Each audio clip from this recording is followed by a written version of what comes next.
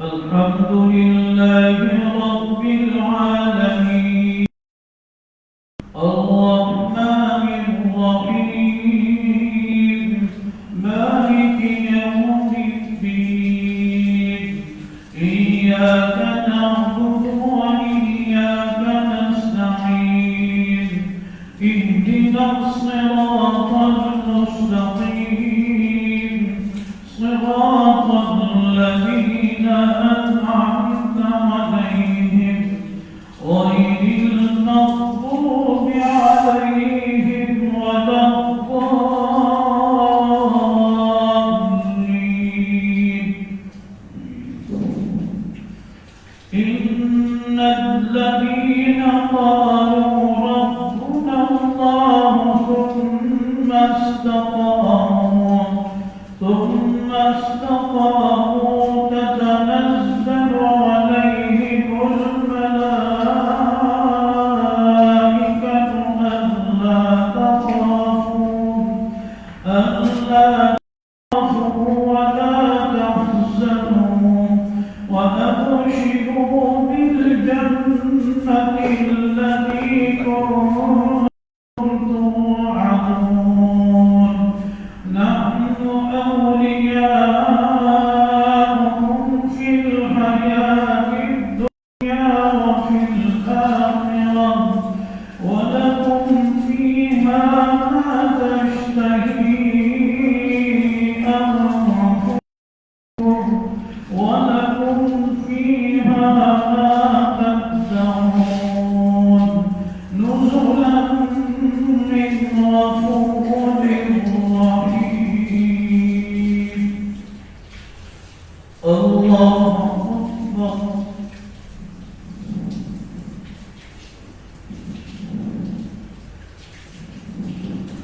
سمع الله لمن حمده الله أكبر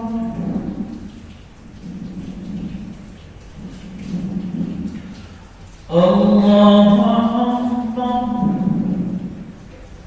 الله أكبر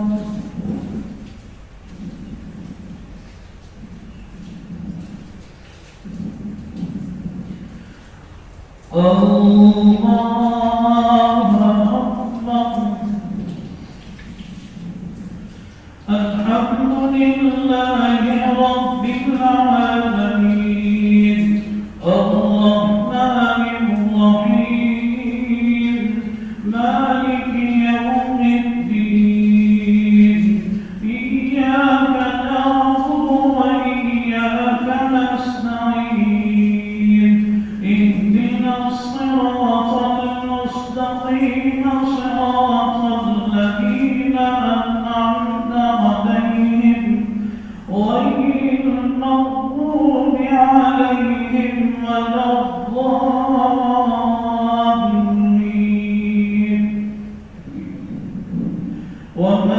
أحسن قولا ممن دعا إلى الله وعمل صالحا وقال إنني من المسلمين ولا تستوي الحسنة ولا السيئة ادفع بالتي هي أحسن فإذا الذي بينك وبينه عداوة كأنه ولي حميم وما يلقاها إلا الذين صبروا وما يلقاها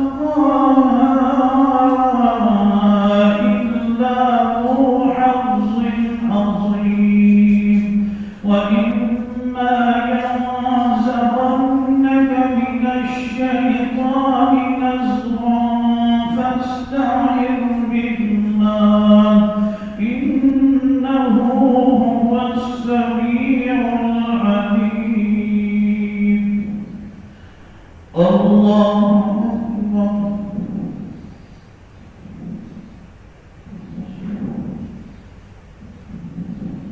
سمع الله لمن حمده. الله أكبر.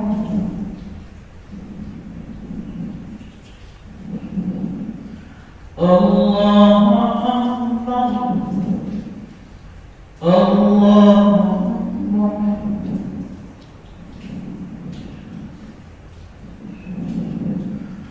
الله أكبر.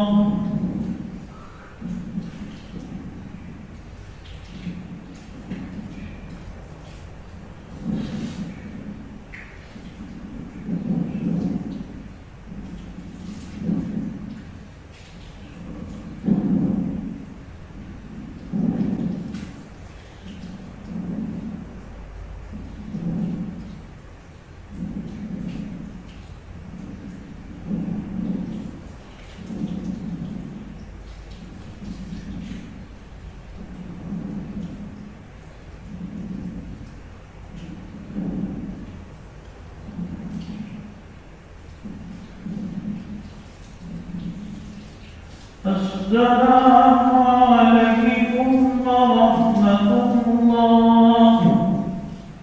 السلام عليكم ورحمة الله.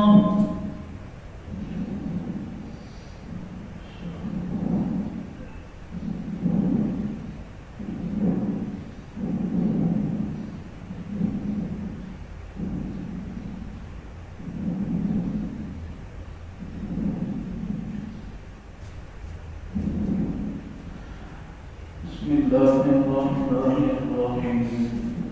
وبه قال حدثنا إسحاق بن نصر رحمه الله قال حدثنا عبد الرزاق رحمه الله عن معبد رحمه الله عن همام بن منبه رحمه الله عن أبي هريرة رضي الله تعالى عنه عن النبي صلى الله عليه وسلم كانت بنو إسرائيل يغتسلون عراة ينظر بعضهم إلى بعض وكان موسى عليه السلام يغتسل وحدهم فقالوا والله ما يمنع موسى أن يغتسل معنا إلا أنه آدم فذهب مرتين يغتسل فوضع ثوبه على حجر فخر الحجر بثوبه فخرج موسى في إثره يقول ثوبي يا حجر حتى نزل الدم إسرائيل إلى موسى فقالوا والله ما هو بموسى من بأس وأخذ ثوبه صدا. فقال أبو هريرة رضي الله عنه: والله إنه لنبأ بالحجر 6 أو 7 ضربا بالحجر. امام بخاری رحمہ اللہ نے ایک مشہور واقعہ حدیث مبارکہ میں ذکر کیا. احادیث مبارکہ وحی کے حکم میں ہے. ایسی وحی ہوتی ہے جس کی تلاوت نہیں کی جاتی. جیسے قرآن کی تلاوت قرآن مجید وحی ہے، اس کی نماز میں تلاوت کی جاتی ہے. قرآن مجید میں اللہ سبحانہ تعالیٰ نے ایمان والوں کو ایسے کہا: یا ایھا الذین آمنوا لا تکونوا کالذین آذوا موسیٰ. ایمان والوں تم ایسے نہ ہو جاؤ جیسے موسیٰ علیہ السلام نے کو ان کی قوم نے تکلیف دی تھی. فَبَرَّأَهُ اللَّهُ مِمَّا قَالَ. جو ان کے امتی باتیں کرتے تھے کہ موسیٰ ایسے ہیں، بیمار ہیں، فلاں ہیں، وہ اللہ تعالیٰ نے ان کو بری کر دیا اس سے. وہاں پر تو اللہ سبحانہ تعالیٰ نے اس انداز سے ذکر کیا. اب اس کی تفسیر کہاں پر ملے گی؟ جو واقعات ہم پڑھتے ہیں وہ واقعات احادیث رسول اللہ صلی اللہ علیہ وسلم میں منقول ہوتے ہیں، اور اس کی تشریح جو ہے احادیث مبارکہ کی صورت میں منقول ہے. اور اس بارے میں نہ پڑھا ہو تو یہ نہ کہ ہے ہی نہیں، موجود ہی نہیں.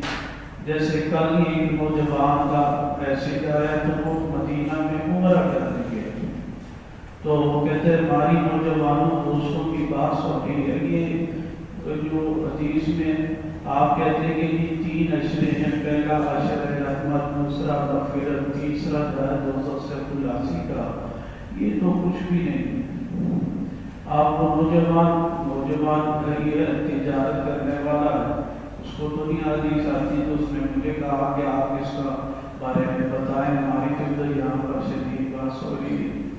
تو میں نے اسے حدیث سنائی: وَهُوَ الشَّهْرُ الْأَوَّلُ رَحْمَةٌ وَأَوْسَطُ مَغْفِرَةٌ وَآخِرُ عِتْقٌ مِنَ النَّارِ.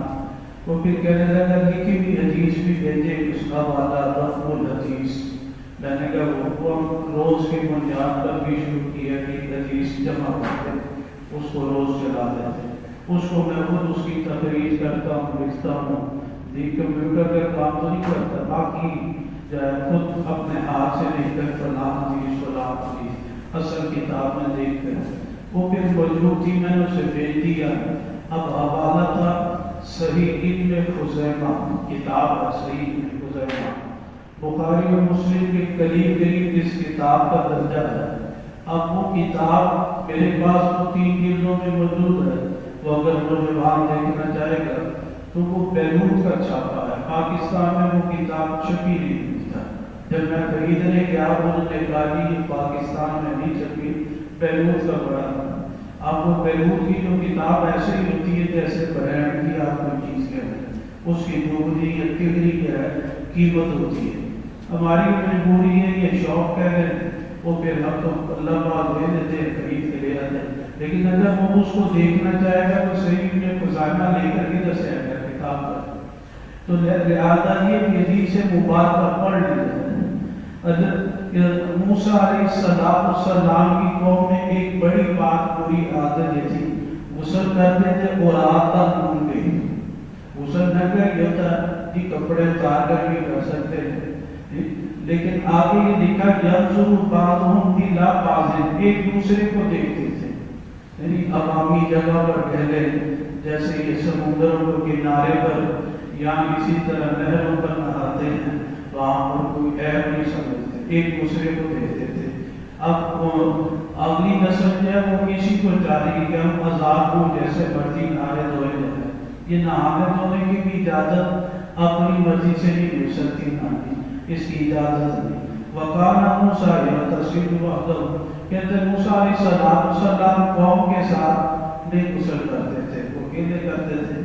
فَقَالُوا لوگ کہنے لگے موسیٰ غسل نہیں کرتے الا انہم عادہ، انہیں بیماری ہے اللہ تعالیٰ، ایسی بیماری جو اسی کریں گے پھول جاتے ہیں اسے کیسے کا فَذَهَبَ مَرَّةً، بس آپ ایک مرتبہ غسل کر رہے تھے، آپ نے کپڑے اتارے، اس سے معلوم یہ ہوا کپڑے اتار کر غسل کرنا بھی جائز ہے، مجلسی نے کرام رحمۃ اللہ کہتے ہیں۔ لیکن اگر کوئی شخص کپڑے پہن کر یعنی تہمت باندھ کر شلوار پہن کر غسل کر لے تو وہ بھی ٹھیک ہوتا ہے، وہ بھی جائز ہوتا ہے، اس کی بھی اجازت ہے، ضروری نہیں کہ سارے کپڑے اتارے تو پھر غسل کرے۔